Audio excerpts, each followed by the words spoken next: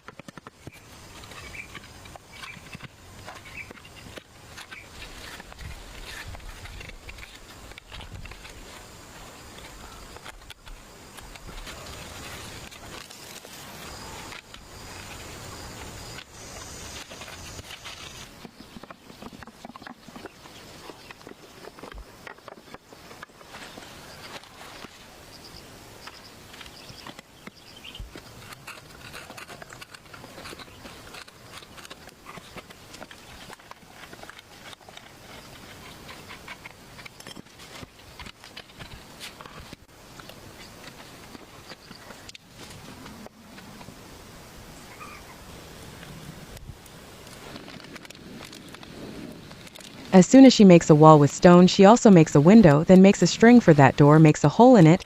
Then the girl goes inside and first puts a candle, then makes an omelette by adding flour and eggs and eats. You have seen how that girl has built a beautiful house under the